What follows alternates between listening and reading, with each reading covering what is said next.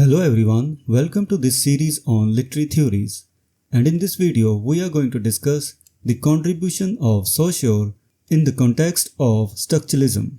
Introduction. Structuralism, a major intellectual movement of the 20th century, found its proper beginnings in the 1950s and 1960s. However, its roots trace back to the revolutionary ideas of the Swiss linguist Ferdinand de Saussure 1857 to 1913. Saussure's innovative approach to language study laid the groundwork for modern linguistics and had a profound influence on the development of structuralism. His focus on the patterns and functions of language in contemporary use marked a significant departure from the linguistic traditions of the 19th century. Historical context. In the 19th century, linguistic scholars were primarily interested in the historical development and origins of language. They endeavored to trace the evolution of languages and to speculate about the origins of human speech. In stark contrast, Saussure's approach was forward-looking. He concentrated on how language functions in the present, with particular emphasis on how meanings are maintained and established and the roles played by grammatical structures. This shift in focus from historical linguistics to synchronic analysis was pivotal in the development of modern linguistics. Key concepts by Saussure.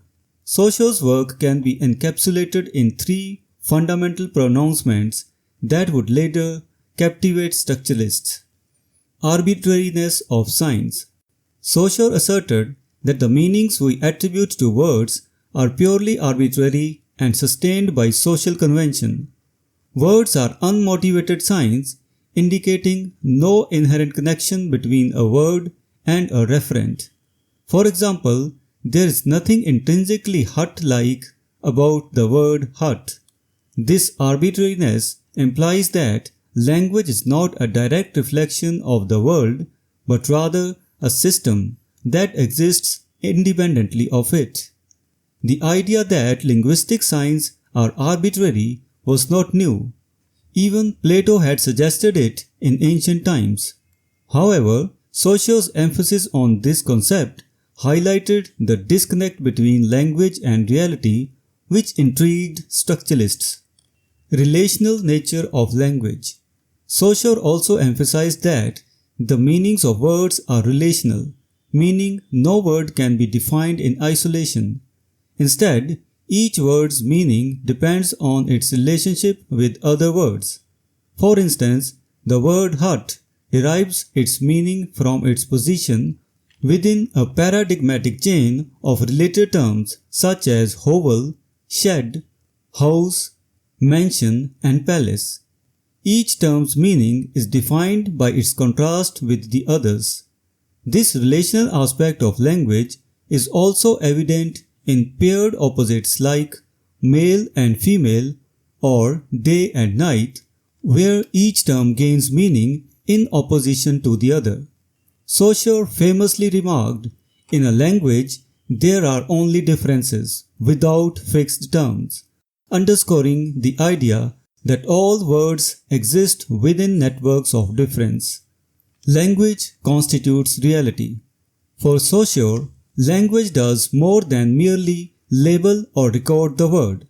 It actively constructs our perception of reality.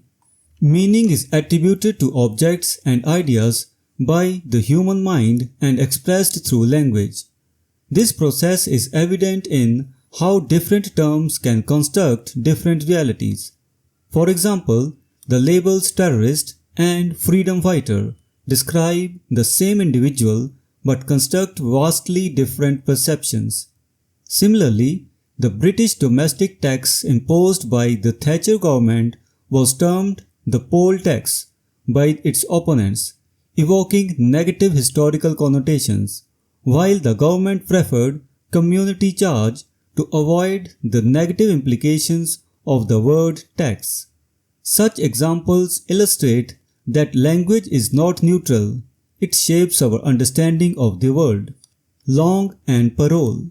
Saussure introduced the concepts of langue and parole to distinguish between language as a system of individual utterances.